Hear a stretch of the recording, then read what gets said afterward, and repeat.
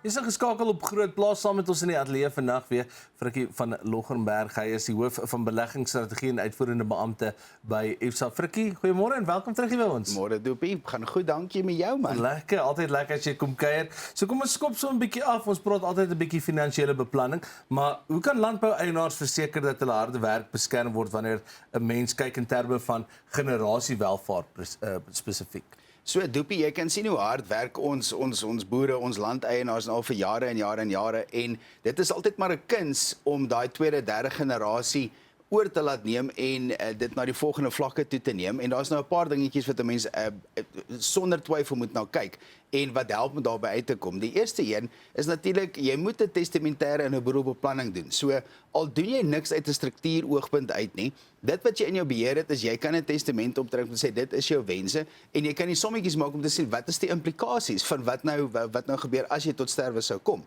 Die tweede punt is dat boere of landboueienaars, net soos besighede, hulle boerdery so moet hanteer dat hulle ordentlike bestuurstrukture, besluitnemingsstrukture, dokumentasie in plek moet hê om hierdie strategie nou basies oor te dra. En saam met dit moet die volgende generasie van vroeg af stelselmatig betrokke raak om te sien wat gebeur daar, so wat moet in sekere situasies gebeur, want daai ervaring wat jy oor jare en jare en jare opbou, jy kan dit nie uit 'n boek uit leer nie, jy moet maar tyd daar spandeer en dit is van die belangrike punte. So as ons nou praat oor algemene vrae wat julle in die netwerk kry, wanneer julle met grondeienaars gesels oor boedelbeplanning, wat is hierdie algemene vrae? So Doopie, die belang, of nie die belangrikste, die grootste of die mees algemeenste vraag is hoeveel kos dit? Dit is altyd 'n ding. So, ons sê altyd, daar's 'n paar kostes. Nou die eerste gedeelte is, as jy, ons by IFSA doen boedelontledings heeltemal gratis. Dit kos nie 'n sent om dit daarby uit te doen nie. Of daarby uit te kom om die somme te doen nie.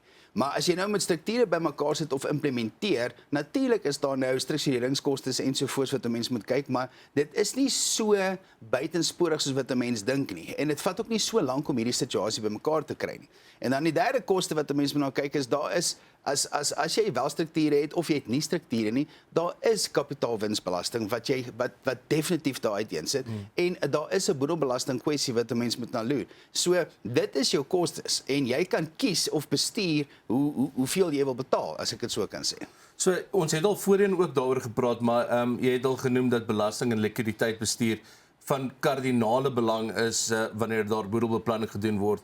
Geef ons 'n praktiese voorbeeld dalk. So Doopie, ek sê altyd, as jy nie jou likwiditeit, as daar nie genoeg kontant in die boedel is nie. Nou het jy hierdie verskriklike bates wat jy nou gaan erf as 'n gesin of as 'n tweede generasie van welvaart, maar daar's nie kapitaal of kontant om die boedel af te handel.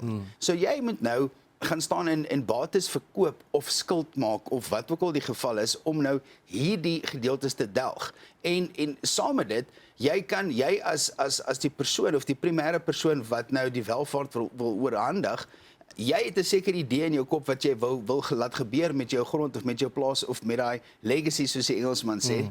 En as jy as hulle nou moet gaan staan en bates verkoop en daarby uit te kom, dan gaan dit nou nie uiteensit nie. En die volgende punt ook is as jy nie jou strukture of jou belastingstrukture reg het nie, daar is partykeer 'n twis in die familie as jy nou tot sterwe kom, want die ene kry die grond, die ene kry 'n paar polisse, maar die grond se waarde is baie hoër as die polisse, dan veroorsaak dit nou onenigheid. So as jy nou nie daai belastings en daai likwiditeit gaan staan en beplan nie, het jy moeilikheid. Dit is of dit kan potensiaal moeilikheid veroorsaak. Frikkie, so kom ons eindig 'n bietjie af. As iemand met julle in kontak wil tree, hoe maak hulle? So SMS die woord kontak na 48422 en dan staan ons reg om lekker te gesels.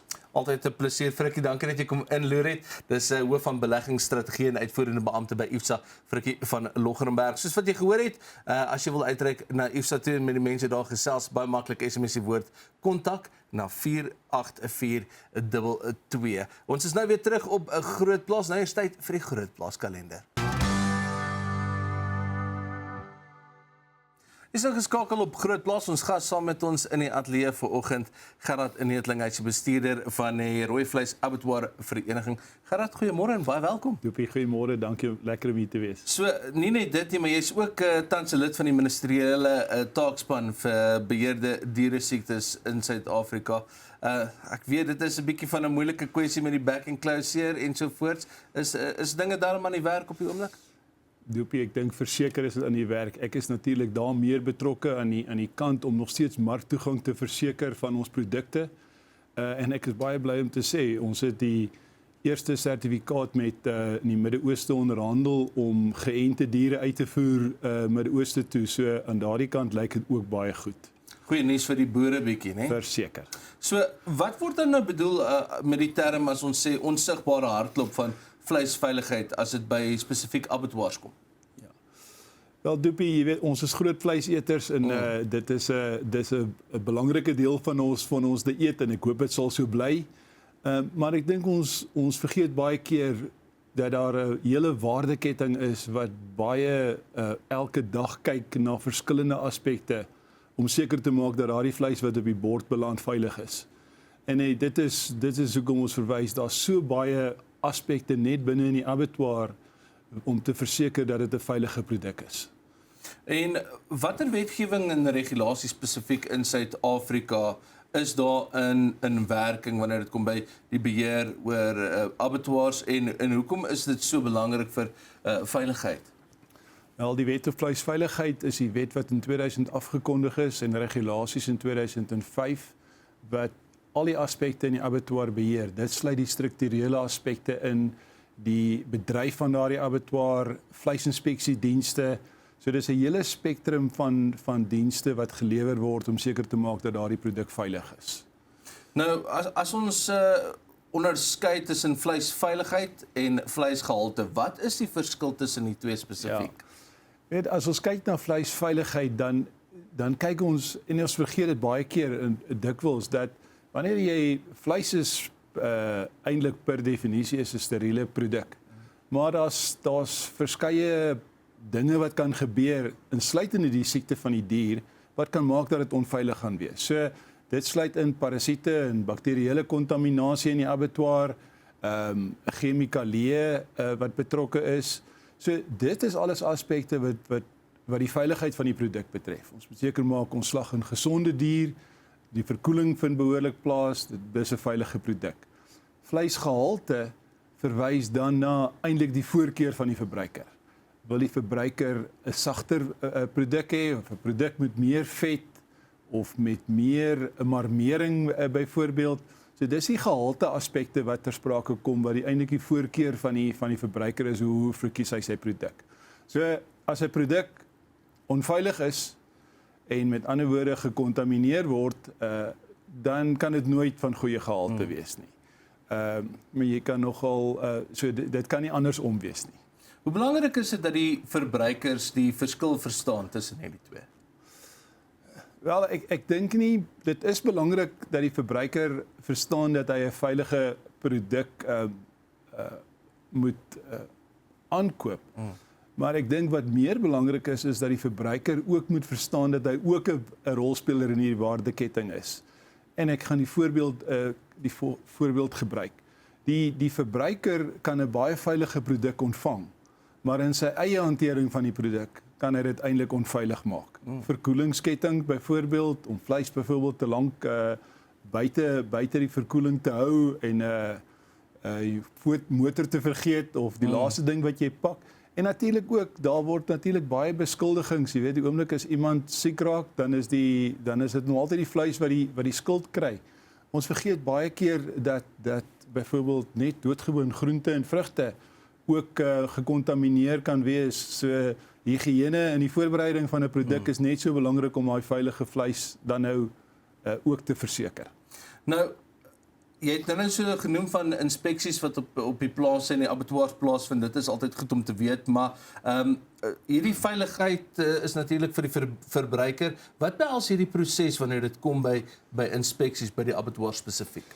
Ja, daardie veiligheid en inspeksies begin eintlik al by die produsent.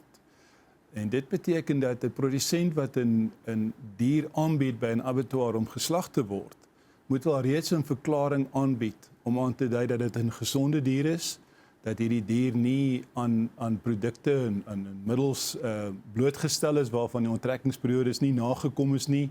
Dit kom uit 'n gesonde kudde uit. So dit begin al reeds daar.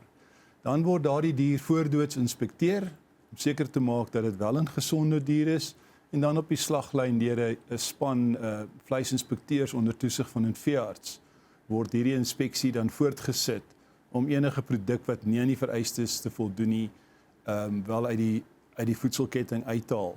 Maar wat ons ook moet onthou is dat hierdie inspeksieagentskappe wat hierdie funksie verrig, dat hulle ook verantwoordelik is om toe te sien dat die higiëne en prosedures by die abattoir nagekom word. So dit gaan nie net oor die produk self nie, dit gaan oor die omgewing waarin hierdie dier dan geslag word. Wat se implikasies het hierdie inspeksies dan nou vir die abattoir sou daar bevind word dat al die veiligheidsmaatreëls nie nagekom word nie? Wel, ek dink miskien is die mees onlangse en belangrikste voorbeelde is presies wat gebeur het met Back and Claw. Dat die oomblik as so 'n dier geïdentifiseer word en onthou dat die produk self met Back and Claw byvoorbeeld glad nie onveilig vir die mens is nie. Ten spyte daarvan word byvoorbeeld sou so 'n letsel geïdentifiseer word by 'n abattoir wat nou 'n paar keer wel gebeur het, word daardie abattoir onmiddellik onder kwarantyne geplaas en word slagting gestaak totdat hierdie bron van kontaminasie dan verwyder word uit die abattoir. So dit het bepaalde implikasies behalwe om dan die produk weg te neem, kan dit dan ook beteken dat hierdie abattoir nie kan funksioneer nie. Hoe dra opleiding en higiënepraktyke by werknemers by tot die veiligheidsstelsels wat nodig is? Ja, ek dink dis baie belangrik en dit is 'n vereiste in ons regulasies dat opleiding op elke vlak moet plaasvind. Maar wat ons ook moet onthou is dat 'n abattoir word bestuur deur 'n hele stel veiligheidsmaatreëls. Ek dink die term HACCP, die voedselveiligheidsstelsels is wel bekend dat op elke vlak daar waarborge gegee moet word. So daar's 'n hele 'n reeks stelsels van personeel tot die prosedures tot vleisinspeksiedienste, verkoeling wat nagekom moet word. Dit bestaan uit prosedures, dit bestaan uit rekords wat gehou moet word en opleiding is uiteraard baie belangrik op elke vlak om te verseker dat die personeel wat werksaam is in elke afdeling die bevoegdheid het om hulle verantwoordelikhede na te kom. So ons het so 20 sekondes oor Gerard en ek dink vir die boere, hulle verstaan wat aangaan by die abattoirs, maar vir die verbruikers daar buite, ons het genoeg regulasies en alles in plek om seker te maak dat ons vleis in Suid-Afrika is van topgehalte. Verseker, by die abattoirs het ons definitief genoegsame maatreëls om te verseker dis 'n veilige produk. Geniet dit asseblief. Gerard, baie dankie vir jou tyd. Ons waardeer dat jy kom kuier het. Gerard Neethling, hy is die bestuurder daar by die Rooi Vleis Abattoir Vereniging en sit ook op die ministeriële taakspan vir diere siektes, beheerde diere siektes. Sal wel vir ons tyd het vir Groot Plaas vir vandag. Ons probeer dit saam met ons geniet en dan kuier ons weer môreoggend saam.